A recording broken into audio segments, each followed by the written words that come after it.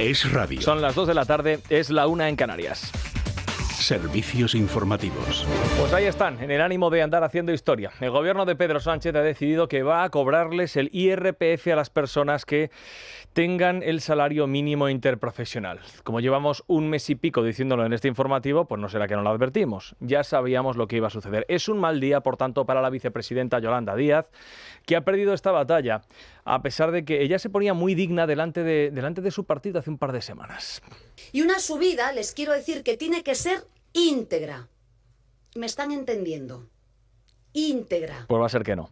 A partir de ahora, 500.000 de personas, unas 540.000 contribuyentes que cobran el salario mínimo van a poder ver cómo les cobran algo más, porque por primera vez van a empezar a tributar.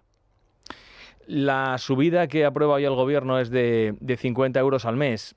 Y al año podrían cobrar pues 600 o 700. Bueno, pues el Estado se va a quedar aproximadamente con 300, es decir, con la mitad. En otros casos será algo más, en otros casos será algo menos. Luego lo explicamos con detalle. Pero el asunto es que el 80% de los perceptores van a seguir exentos. El 20% restante, principalmente jóvenes y personas sin cargas familiares, son los que van a afrontar la mayor parte de las retenciones. Claro, Yolanda Díaz ha pasado de hablar de una subida íntegra a denunciar que de esto se ha enterado por los medios de comunicación.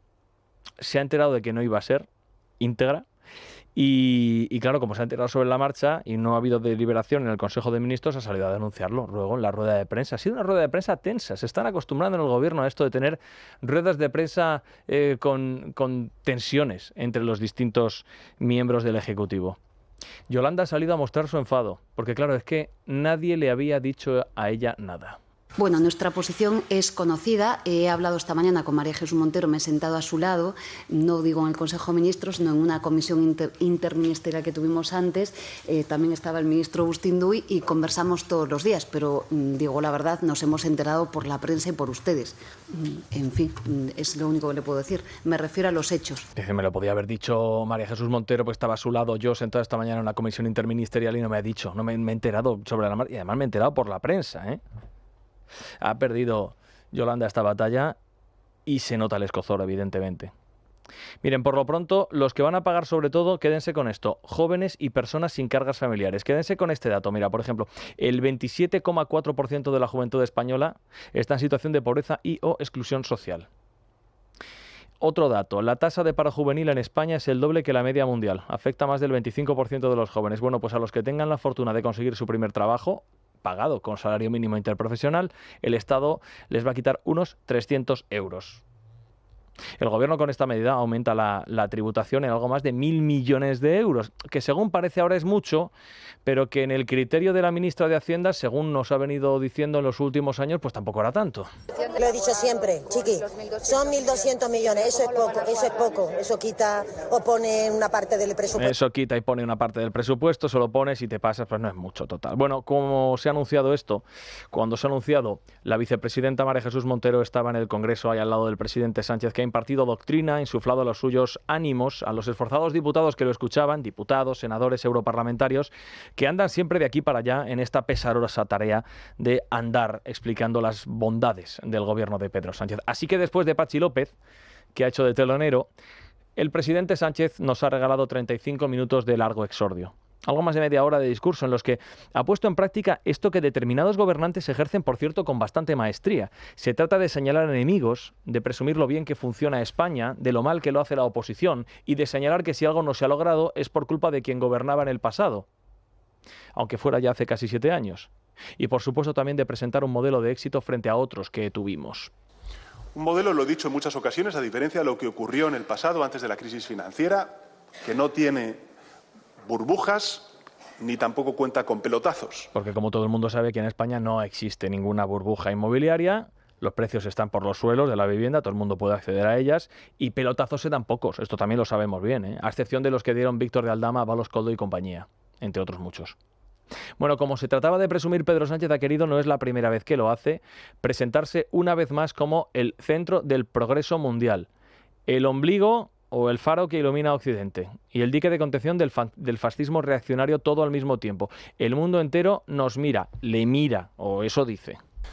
Y en ese contexto es evidente que los progresistas del mundo nos miran a la socialdemocracia española. Nos miran, compañeros, compañeras. Nos miran porque somos la inspiración que les acompaña en este tiempo difícil. Siéntase usted afortunado porque tenemos un presidente del gobierno que es una inspiración para el mundo entero. Miran a España como baluarte de esperanza.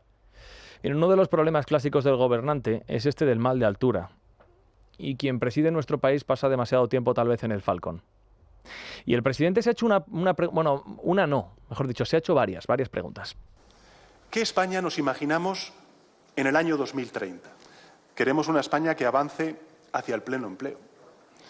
Una España cuya electricidad provenga en un 80% de las energías renovables. Una España donde el 9% de sus viviendas, del total del parque de viviendas, sea vivienda protegida. Una España cuyo abandono escolar no sea de 2 dígitos, sino de 1 dígito.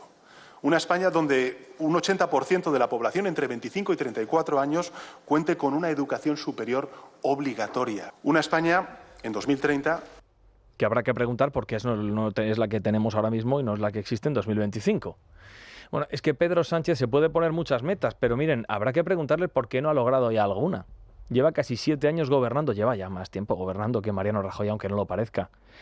Y todavía España sigue teniendo problemas de vivienda, sigue teniendo problemas de paro juvenil, sigue teniendo una tasa de paro inasumible de cara a nuestros socios comunitarios, sigue teniendo unas tasas de pobreza infantil inasumibles, intolerables, indecentes, y seguimos teniendo muchísimos problemas. De manera que, hombre, yo creo que ya ha pasado suficiente tiempo como para que se le exijan algunas cuentas al presidente del gobierno. Eso sí, de los 35 minutos que ha tenido Pedro Sánchez a bien de estar ahí pues con los suyos cautivos, obligados al aplauso, ha dedicado unos cuantos a señalar al peor enemigo de todos. Y ese enemigo que todos conocemos bastante bien, porque es que está siempre presente en las oraciones del presidente del gobierno. Ya saben ustedes que uno de los principales asuntos que sacan a colación los dirigentes populistas es el inventarse enemigos imaginarios. Así que el presidente nos ha explicado que la mayor amenaza, el mayor peligro al que nos enfrentamos es esto que ha denominado en más de una ocasión, es mutante el término, ha llamado en más de una ocasión fachosfera, derecha reaccionaria, tecnocasta, y hoy le ha dado por la multinacional ultraderechista y todos esos neoliberales que, según Sánchez, ponen en peligro nuestras vidas. Es que lo ha repetido una y otra vez, una y otra, así está en una decena de ocasiones. La coalición negacionista de neoliberales y la ultraderecha tiene claro qué camino quiere seguir. Esto decían los neoliberales y también lo ha dicho la ultraderecha en repetidas ocasiones. ¿Qué país quieren los de la coalición negacionista de neoliberales y la ultraderecha? El daño que hicieron las políticas neoliberales durante las consecuencias de la respuesta neoliberal. Está por ver qué hará la ultraderecha y los neoliberales. La mejor forma de superar a esta coalición negacionista de ultraliberales y de neoliberales, que la internacional ultraderechista o la multinacional ultraderechista, porque al fin y al cabo estamos hablando de oligarquías que se juntan también con los neoliberales y los ultraderechistas, los resultados de las políticas de esta multinacional ultraderechista, para que las mentiras de los neoliberales y de la ultraderecha, un neoliberalismo aún más peligroso que entonces, por haberse coaligado con la ultraderecha para explicar los cambios de posición de la coalición negacionista de neoliberales y también de la ultraderecha. Y los suyos ahí aplaudían y aplaudían y aplaudían. ¿Y saben ustedes por qué tanta insistencia? ¿Saben ustedes por qué el presidente del gobierno lo tiene que repetir tantas veces, 10 en 35 minutos? Pues es muy sencillo, porque está perdiendo el relato. Porque las fórmulas de la izquierda progresista, ojo, no española, sino mundial, cada vez las están comprando menos ciudadanos. Porque cada vez hay más personas que están desesperanzadas, que están entendiendo que esta fórmula política no da ninguna solución a los enormes problemas que tienen en sus vidas. Y porque Pedro Sánchez lo dice, porque es que de alguna manera es que no es compatible andar diciendo que España va como un cohete cuando cada vez hay más personas, ciudadanos, millones de niños caminando sobre el alambre que los separa del umbral de la pobreza. Y hay millones de personas en España que han pedido una enorme cantidad de poder adquisitivo. Y tienen muchos problemas para llegar a final de mes. Por esto lo tiene que repetir tantas veces el presidente del gobierno. Si no estoy yo, lo que viene es el caos, el apocalipsis o lo que es lo mismo la ultraderecha reaccionaria y neoliberal. En definitiva, que el presidente del gobierno lo repite porque sabe que o mucho cambian las cosas o esto se le acaba. Es noticia. Con Juan Pablo Polvorinos. Es radio.